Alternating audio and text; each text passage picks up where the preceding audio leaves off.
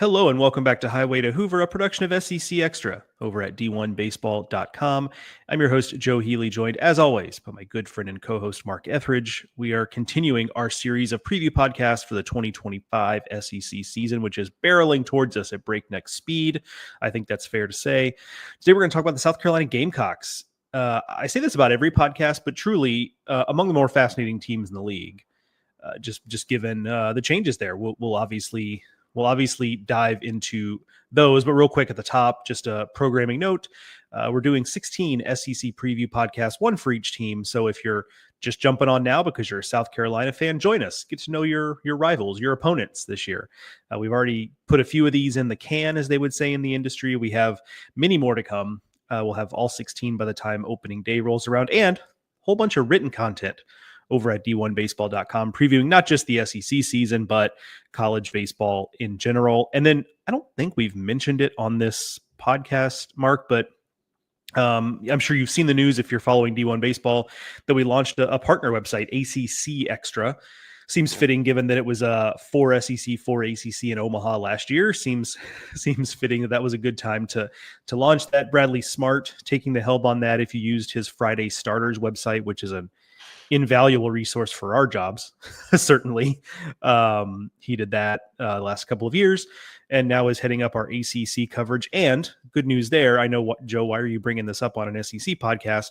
One is because Bradley's a sharp guy and has a lot of cool ideas I think they're going to execute over there. But also, if you are subscribed to SEC Extra, you already have access to ACC Extra. So if you are just kind of curious about teams that are going to be good in the ACC, North Carolina, Duke, NC State, Wake Forest, some others who aren't in the state of North Carolina, probably. You can go Florida State. You can go, check those out and get a feel for that league as well, and sample Bradley's writing, because I think that's going to be a real treat for all of us. So, and if you're a South Carolina fan, you get to read about Clemson. That's right. Yeah, exactly. What a great tie-in, Mark. Look at you. What a pro.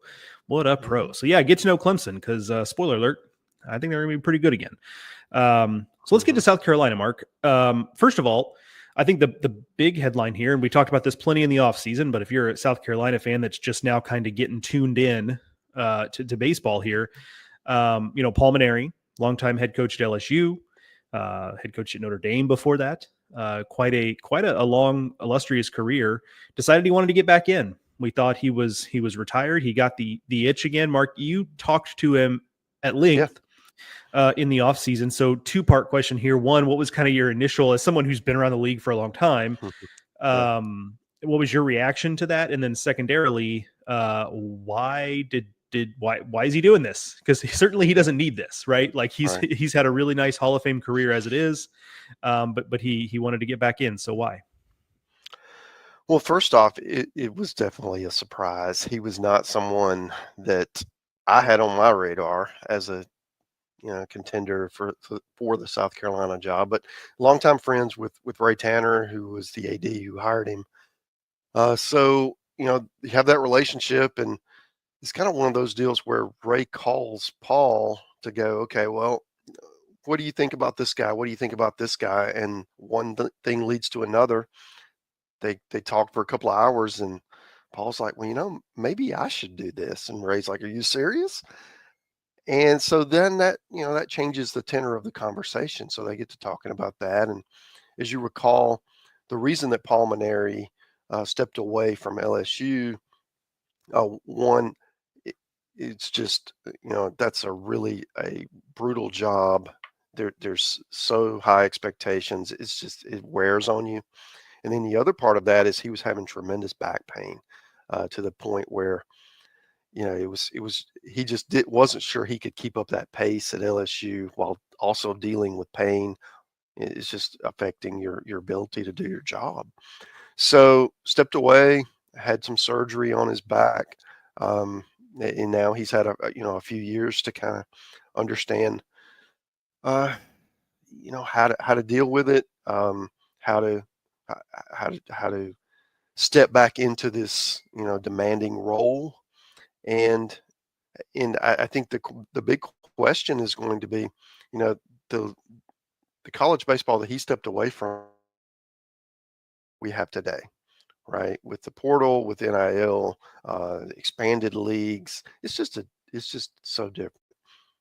It's not like he was, you know, on a foreign, on another planet while this was going on. He had a front row seat at LSU to watch how this is going on, and so he's not detached, right? He had a really close view of this, but it is different when you're the head coach versus when you're an observer, and I do think that that's part of the questions that everyone's going to have. One,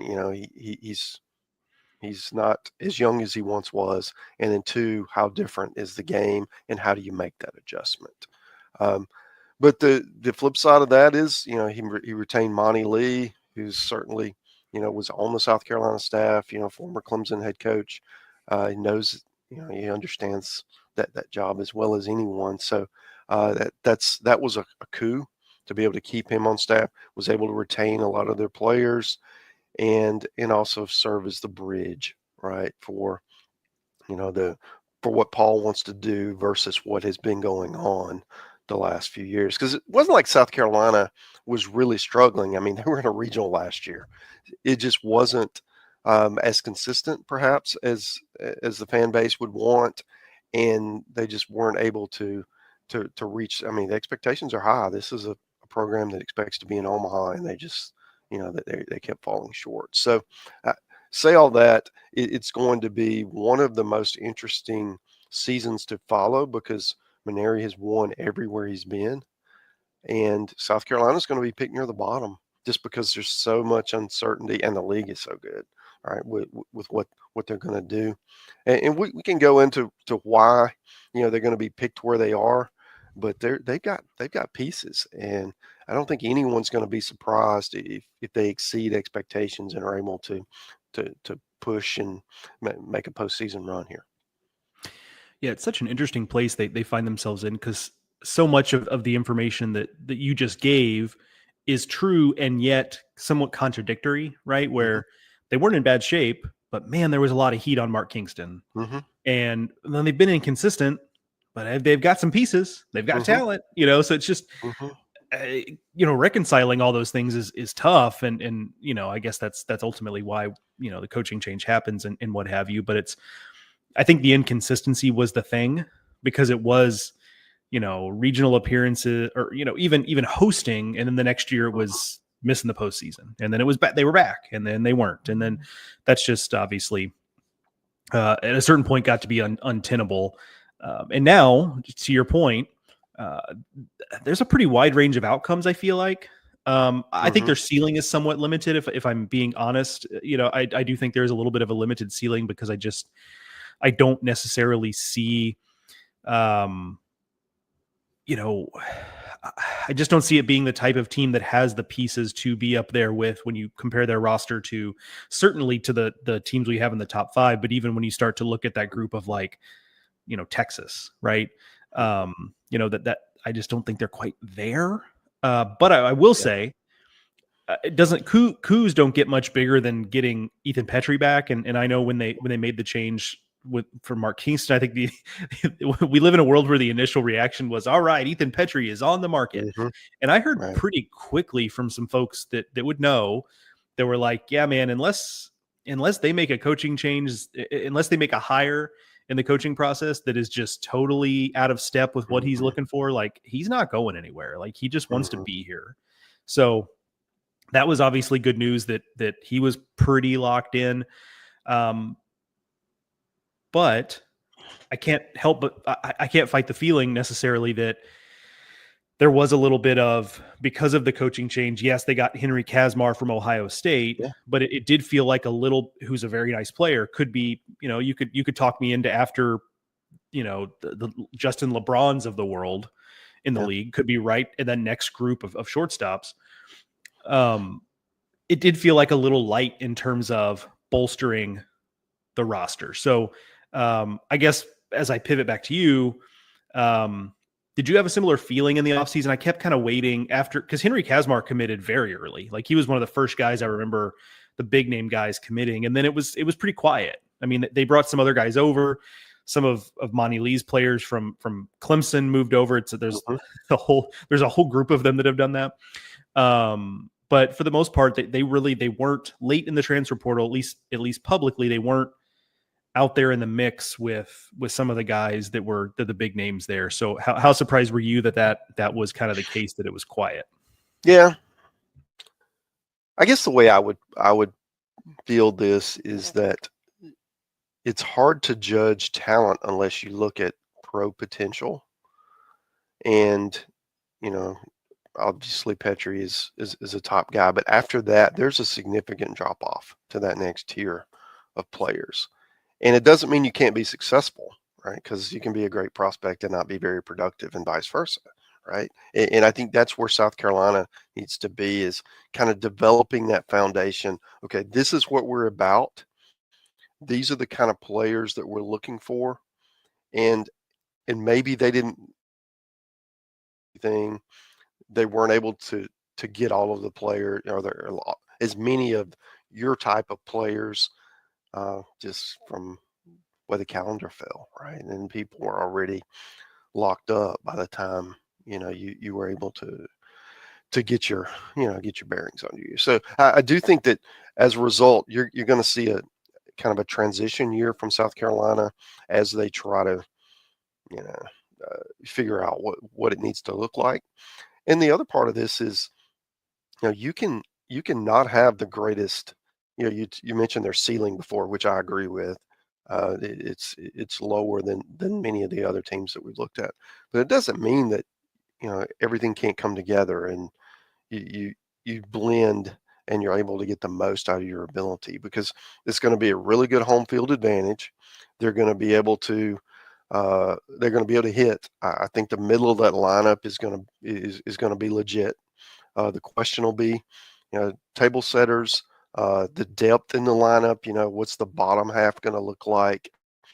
And then obviously it's a lot of questions on the mound.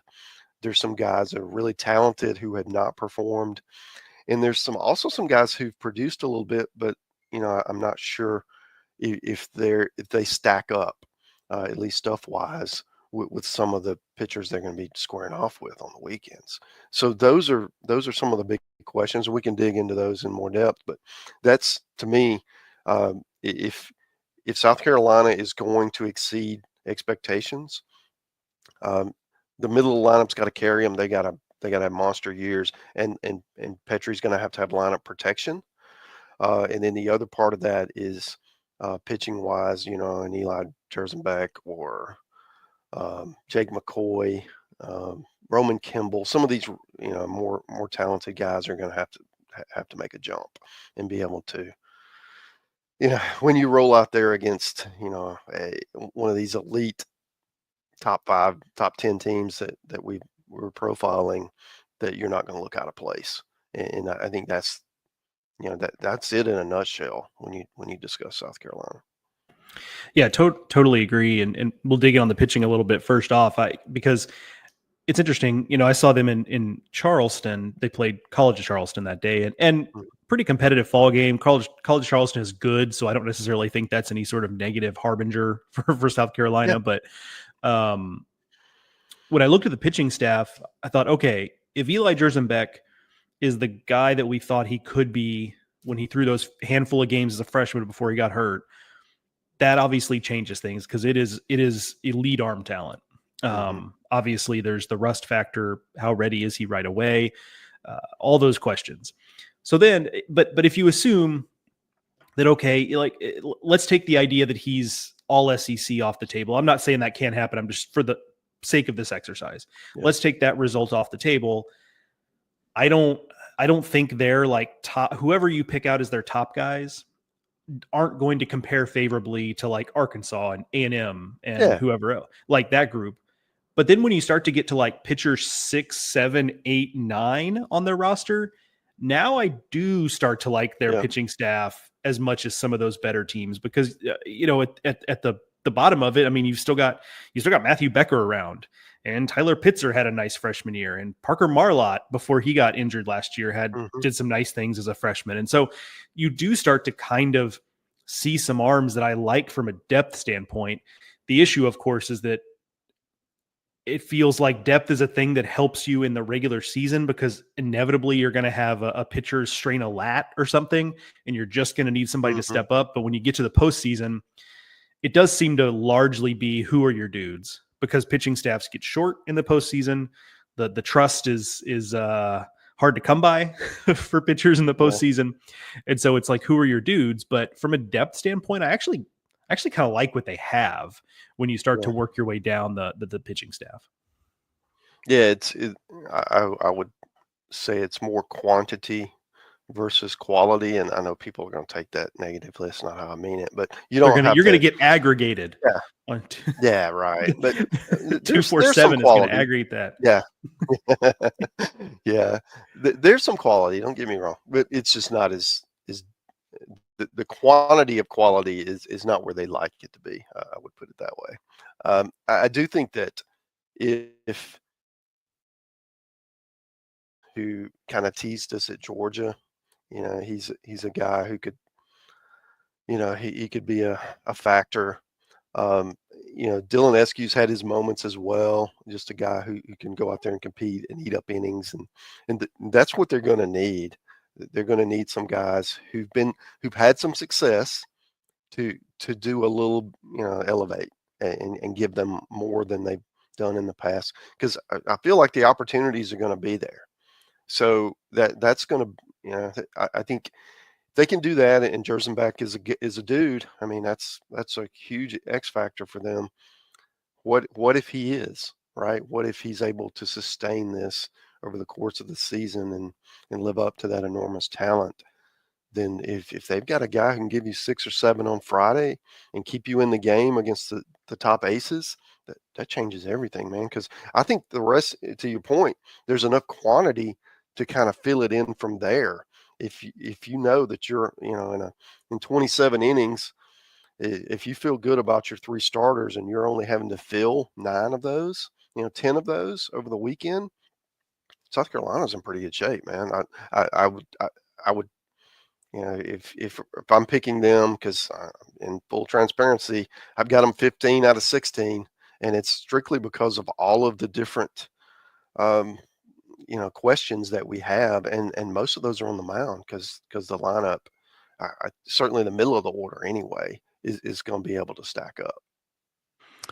On the lineup side, obviously, once you get beyond Petrie, that's, as you mentioned, where some of the questions are. I think we kind of know what Hmm. they're gonna get from Kazmar. As far as some breakout Yeah. guys, KJ Scobie, a freshman, physical freshman who can really hit. Like that's probably a guy. I think the power is going to come, but it's a pretty flat swing. So I think it's going to be more of hard hit line drives, at least initially. But that's a guy who can really hit. Caden Gaskin is maybe a guy who's an extra infielder, but if he can work his way in the lineup, like it's as much like foot speed as just about anybody. So he can be kind of an exciting guy ultimately. And then a couple of positional questions I have. One is catcher. Obviously, they were spoiled with Cole Messina there for a couple of years, especially last year, where there were frankly times where Cole Messina was kind of, it felt like dragging the team along to some Hmm. wins for periods of time. Talmadge Lecroy, at least on paper, is going to go back there. He's caught before. That's not a total like transition. Like he actually was transitioning more to an infielder the last couple of years. Now moving back to catcher, and the coaching staff likes his defensive tools, and I'll defer to them because obviously they know a heck of a lot more than I do. But all I'll tell you is that Air Force and College of Charleston ran all over them in the fall in those 2 fall exhibitions. Now, is that a pitching staff that can hold runners? Maybe. Are those 2 teams that might run a lot? Maybe. College of Charleston in particular looks like a team that will. Air Force I know less about, so I can't tell you, but they do tend to be more speed over physicality just as a program. So we'll see, but he certainly struggled throwing runners out in the fall, and there could be a lot of different things that go into that, but that is going to be something to monitor. Hmm. And one of the others is that, the possibility of, part of it's that it's a kind of a crowded infield because you've got Nolan Naraki, who's, an experienced guy from Clemson. You've got Kazmar. You want to try to get Scobie in the lineup, but there's a possibility of Will Tippett playing first base, and he's an Hmm. experienced guy who's going to be able to. I mean, he's a going to be a great glove at first base. Yeah. But that's a position where typically you're looking for somebody who can bring some thump to the order. And Right. although he has more power than you probably think, given that he's like a middle infield type guy, he's not been someone who shows the type of power you're typically looking for from someone who plays that position. And so I think, if you were to give truth serum to that coaching staff, I think they'd prefer someone else kind of emerge. They need whose bat they just need to get into the lineup to be the first baseman, but ultimately we'll see. Yeah, having a guy like Petrie who can play multiple positions, I think that, I mean, he may end up being your first baseman, and you get another bat in the outfield, something like that. Maybe a Dalton Mayshore who put up good numbers. Where was he at? I don't remember now. St. Mayshore was at Mary's. St. Mary's, yeah, St. Yeah. Mary's. So anyway, he could be a factor to come in there and give you more of an offensive look. I do think that this is a team that if they can get run production from Petrie, from Kennedy Jones, Blake Jackson could be your table setter. Those kind of guys with Kazmar adding to that, then you've got some proven people who've done it, at a high level. And then the question for me is like the Clemson transfers coming in. Nathan Hall's a really toolsy guy, just hasn't quite put it together, and it's all there for him. I mean, he could, if it clicks, then that changes everything because that lengthens that lineup, and you got one more guy, and I really do think they're going to score some runs. And what are they going to do defensively? You mentioned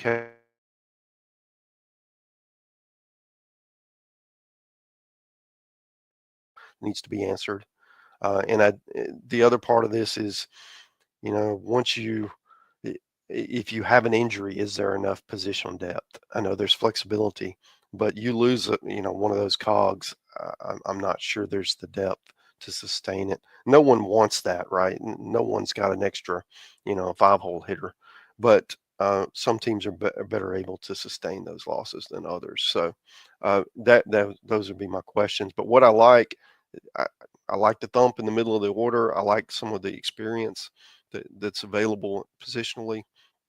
And then, the other part is just if you're able to hit enough, if your pitching isn't, what you want it to be, can you beat people 8-7? Because that may be what we're looking at if some of these, pitching, some of it doesn't mature the way you'd like. Yeah, it feels like my final thing here is it feels like there's an upside that to be like early season Georgia last year before their pitching rounded into form, where their offense was good enough to just make up for it, with a downside scenario of 2023 Mississippi State, where you like the offense, there's really good talented pieces there, but the pitching is just not good enough to offset to offset the pitching is just not good enough to support that. So yeah, and the offset, I mean, the part of that is that we need to keep in mind is the bar is just so high when you're playing the teams that South Carolina is going to face every week. I mean, it's you've got to be on your game or you're going to be down early, and that's kind of where I am with this team. I want to see them. I want to see what they look like. And see how that pitching develops, because it's just so unforgiving, the schedule is. No doubt about that. Interesting one. They kick off SEC play, I believe, with Oklahoma at home. I believe that's right. Yeah. So that'll be an interesting test. Another team that I'll be there. We'll get. Yeah. So interesting test right out of the gate for them in SEC play. That's going to do it for this edition of Highway to Hoover podcast, a production of SEC Extra over at d1baseball.com. Again, as I mentioned at the top, if you're just jumping on board, welcome. We're going to eventually have 16 preview podcasts, one for each team here in the SEC, and plenty of written content over at d1baseball.com. Use code FALL20. That is still available to get 20% off your annual subscription. And if you're signing up for SEC Extra, you also will get ACC Extra just as an add-on there, that product we launched just this year. So pretty good value for your money there with SEC and ACC Extra. All right. Thank you to Mark, as always, for joining me. Thank you, the listener, for listening.